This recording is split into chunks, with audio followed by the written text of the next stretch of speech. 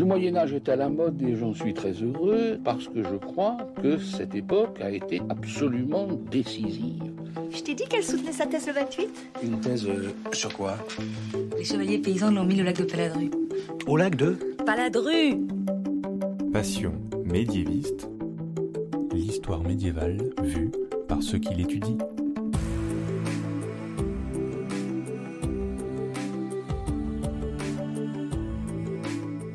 Est-ce que l'on sait tout du Moyen-Âge ? Et d'abord, qu'est-ce que le Moyen-Âge ? En fait, il y a autant de réponses que de médiévistes.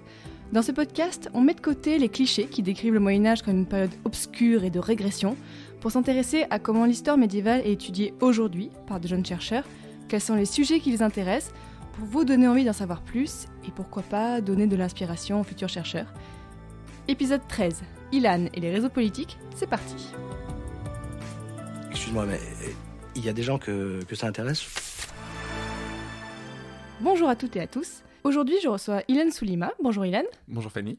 Tu es en master d'histoire médiévale à l'université Paris 1 Panthéon-Sorbonne et comme la première invitée de ce podcast, Justine, tu as comme directrice de recherche Geneviève Bureur-Thierry. Tu viens nous parler des réseaux politiques sous les Carolingiens et les Robertiens, donc au Xe siècle. Pour commencer, est-ce que tu peux nous rappeler quel est le contexte politique à cette époque ? En réalité, les Carolingiens, c'est une dynastie qui commence avec Charlemagne, qui, lorsqu'il prend le royaume de Carloman, son frère, la Saxe, ainsi que tout le nord de l'Italie, va fonder l'Empire carolingien, donc en l'an 800. Mais c'est loin d'être un règne serein. Charlemagne va avoir un règne plutôt calme.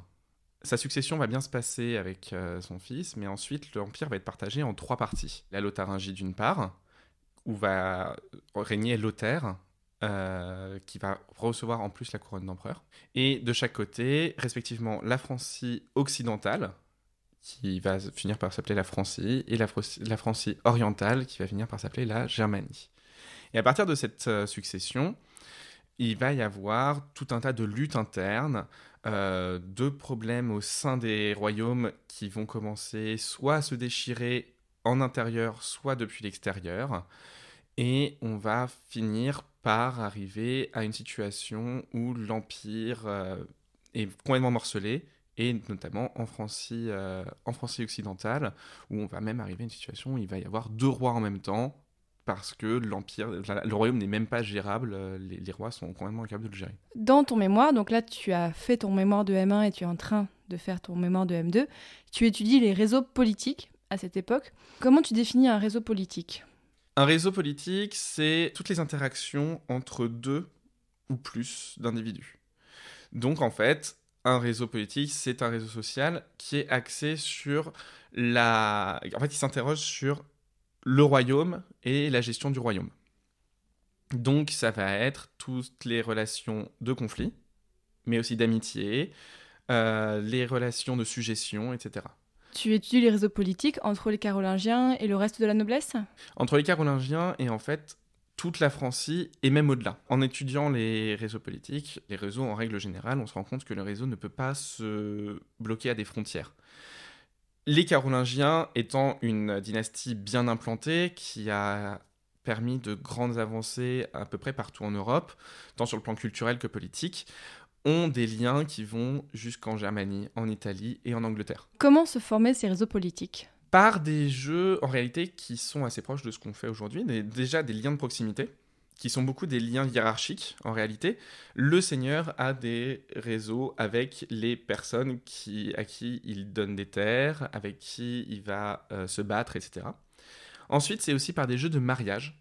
Beaucoup, par exemple, c'est comme ça que les Carolingiens et aussi la grande aristocratie de Francie va parvenir à tisser des liens avec d'autres aristocraties, d'autres cours.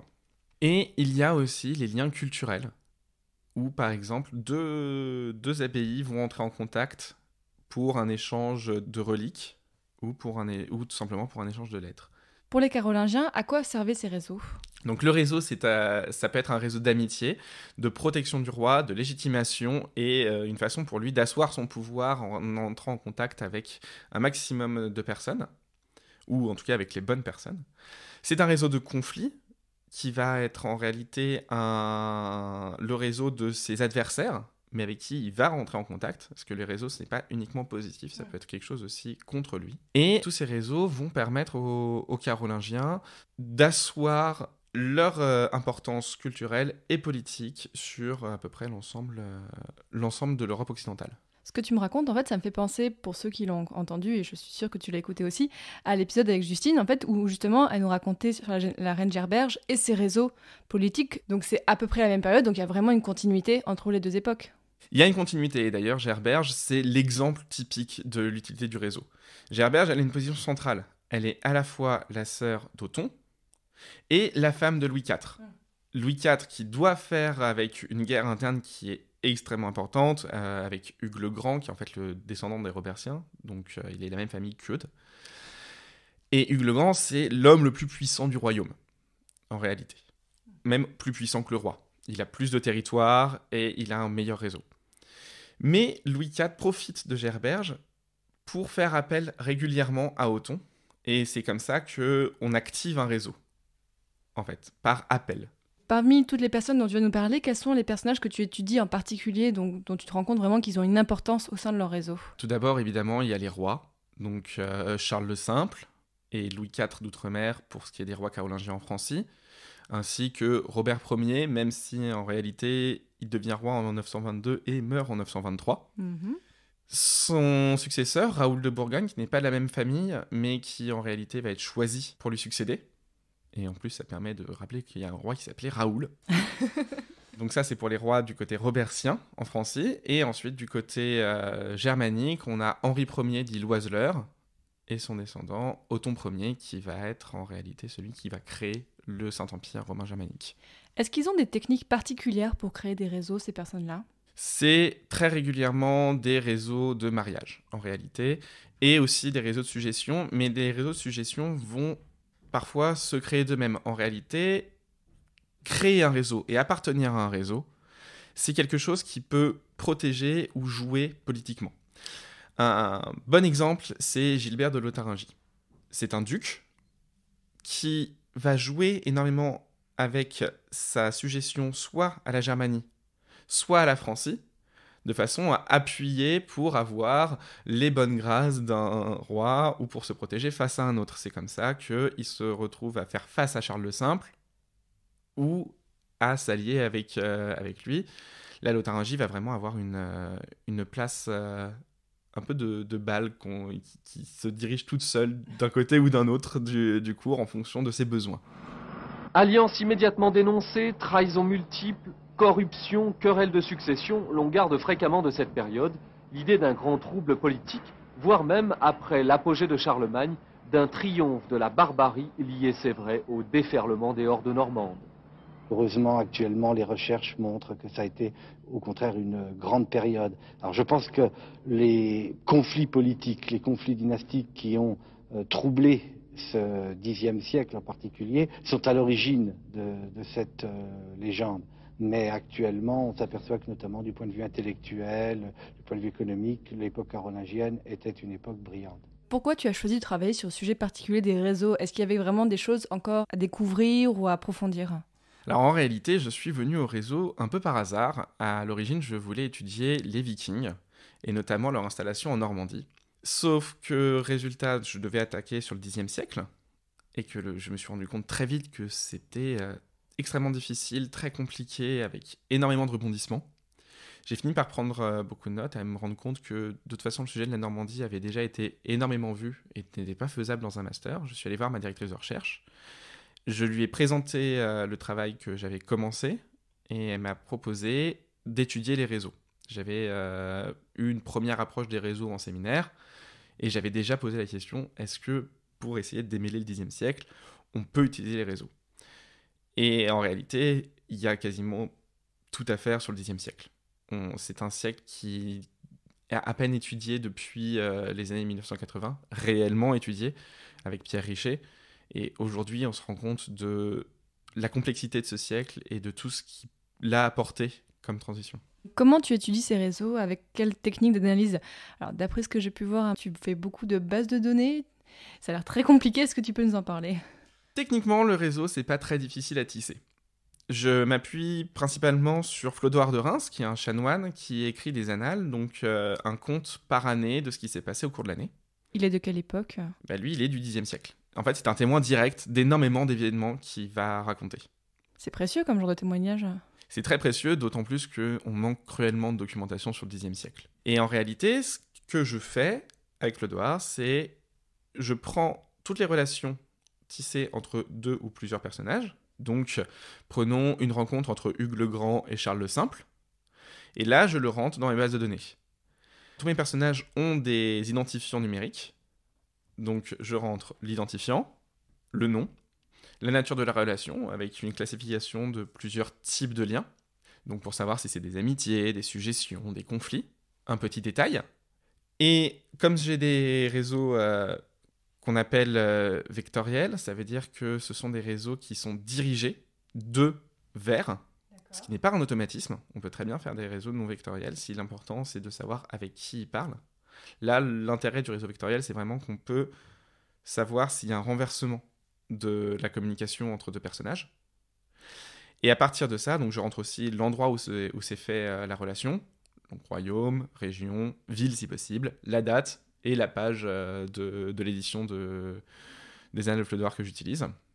Et de là, en réalité, ça va me tracer une grande carte où chaque personnage va être représenté par un point et il va y avoir des vecteurs qui vont aller vers les personnes avec qui ils discutent. À quoi ça te sert concrètement de faire ce travail ?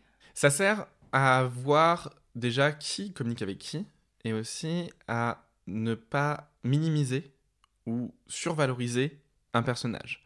Au cours de mon M1, j'ai mis au jour à peu près 2 types, si on peut appeler ça comme ça, de réseaux, que j'ai appelé réseau primaire et réseau secondaire. Donc le réseau primaire, ça va être le réseau de la grande aristocratie, où les personnages très importants, donc les rois, vont discuter avec les personnages très importants.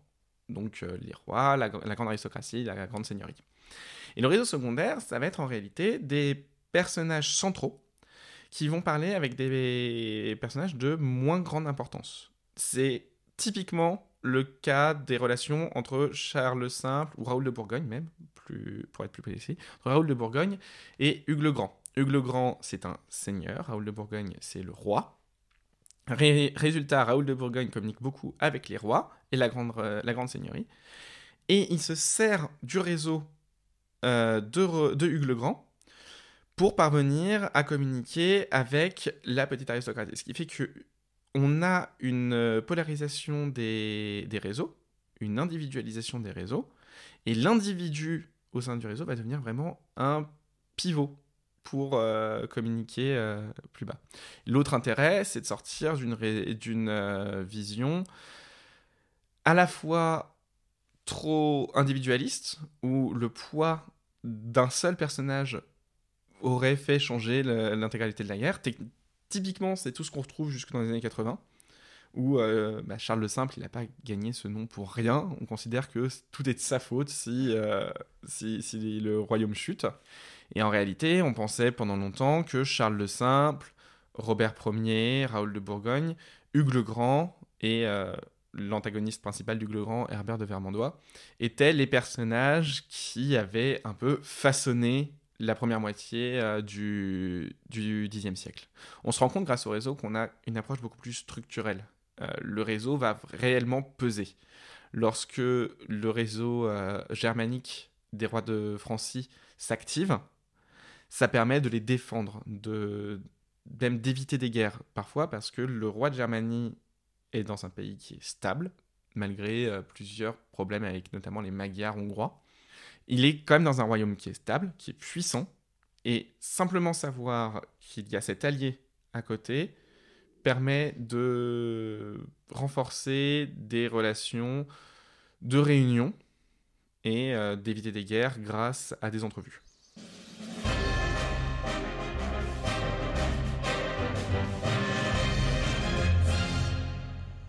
J'ai des problèmes avec un chef de clan. Alors bon, lequel? Un Calédonien. Il veut pas se rallier, il fout la merde, les autres clans commencent à se poser des questions. Cette idée de fédérer les clans aussi, je vous ai dit, le seul moyen de les fédérer, c'est de tout cramer. Il y en a un qui fait un peu le mariole, mais les autres ils se tiennent à carreau, je vous fais remarquer. Oui, jusqu'à ce que ça pète. Bah justement, avant que ça pète, il faut que je règle la question. Que les autres comprennent qu'on peut pas venir me souffler dans les branches comme ça. Qu'est-ce qu'il dit, votre chef de clan, au juste? Qu'ils ont pas besoin d'être fédérés, qu'il faut qu'ils protègent leur identité ethnique. Je vous balancerai tous ces cons requins, moi, ça serait vite fédéré. Faut absolument que j'évite la révolte. Cramez tout. Il n'y aura pas de révolte. Tu le disais, là, tu es en 2e année de master. Est-ce que ton sujet a évolué par rapport à la première année ? Alors, le sujet, pas vraiment. Je continue à étudier les réseaux dans la fin d'une dynastie, dans une transition dynastique. Ce qui va évoluer, c'est l'approche. J'ai un peu amélioré la méthodologie depuis la première année. Et c'est surtout la vision du réseau. À la base, je pensais attaquer sur simplement une lecture d'une carte de réseau que j'aurais produite. La carte de réseau, c'est très utile pour voir visuellement, mais on a beaucoup plus d'informations grâce aux études statistiques.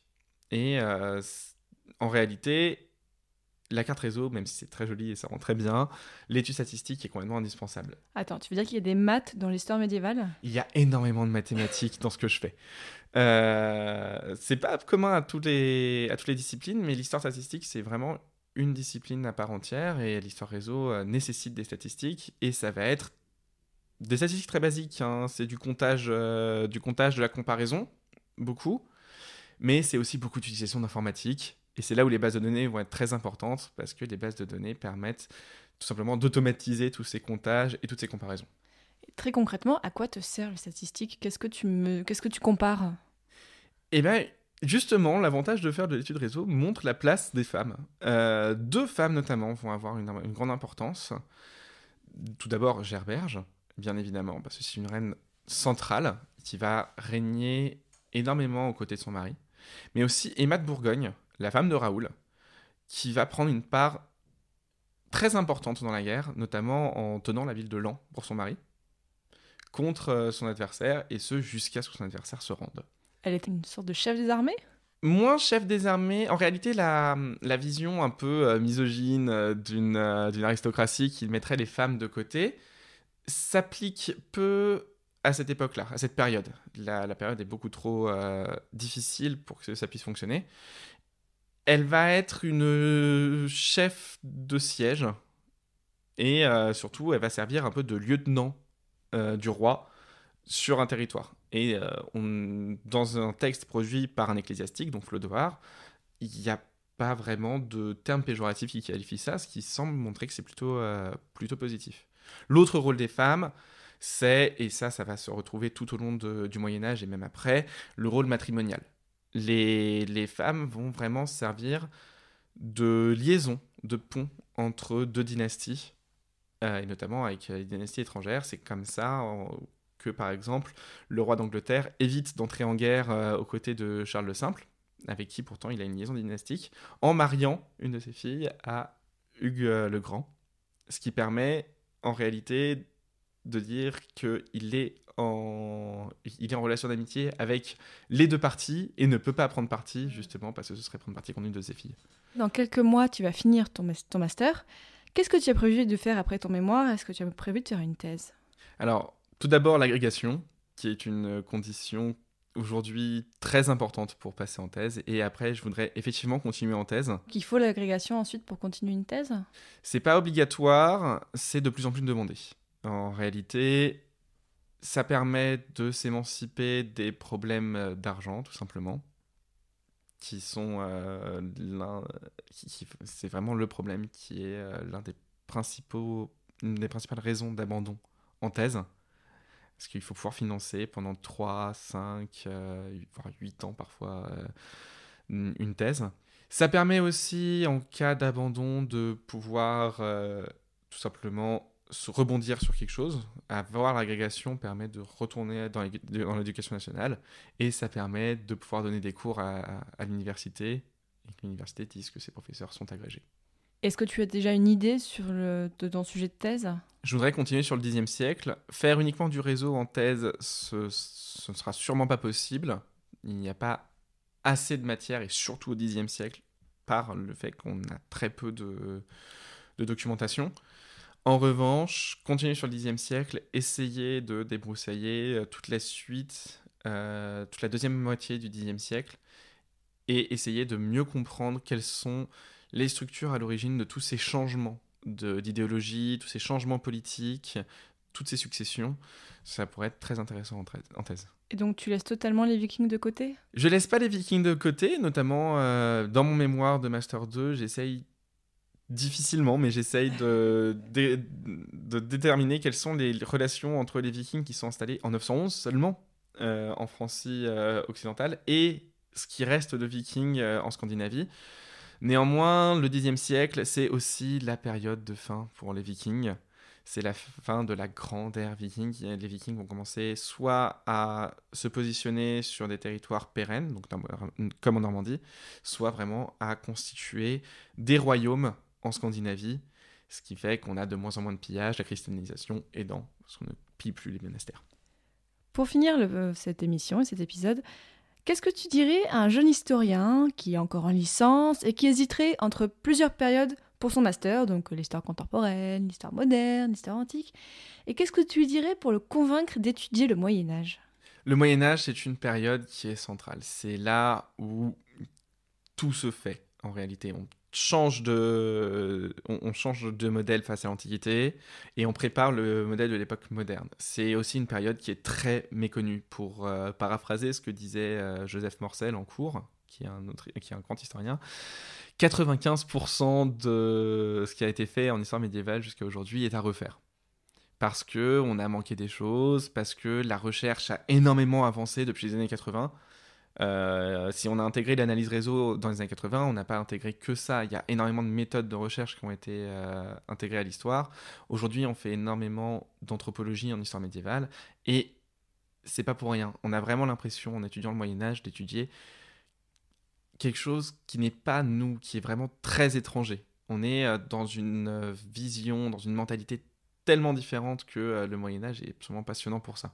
C'est ce que disait Paul dans l'épisode sur le roman de Renard, qu'il faut vraiment penser le Moyen-Âge comme une période où c'est pas nous, ce sont nos ancêtres, mais on n'a rien de commun avec eux en fait. C'est ça, on a l'impression de bien connaître le Moyen-Âge, notamment grâce aux séries, aux films, aux livres, aux bandes dessinées, aux jeux vidéo aussi.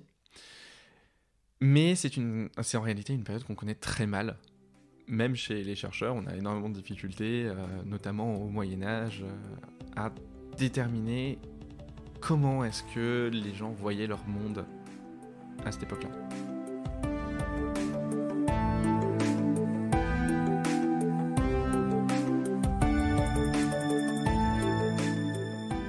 Merci beaucoup Ilan, les auditeurs et moi-même en savons un peu plus sur les réseaux politiques au début du Moyen-Âge, donc merci beaucoup. De rien, et puis à bientôt. Pour ceux qui voudraient en savoir plus sur tout ce dont on a parlé, sur les différents personnages, nous vous mettons une petite liste d'ouvrages dans la description de l'épisode. Vous pouvez retrouver tous les épisodes de Passion médiéviste sur SoundCloud, iTunes et toutes les applications de podcast. Si vous voulez nous aider à faire connaître le podcast assez simplement, ça ne vous coûtera rien et nous, ça nous fera vraiment beaucoup gagner en visibilité grâce aux algorithmes et compagnie. Vous pouvez nous mettre une note sur iTunes, 5 étoiles, ce serait pas mal, et même un commentaire en nous disant ce que vous avez pensé de l'épisode ou alors nous suggérer des sujets. Je remercie d'ailleurs Marie et Rebecca pour leurs gentils messages sur iTunes. Je suis très contente que le podcast vous aide à découvrir le Moyen-Âge autrement. La prochaine fois, nous parlerons des lions. Salut!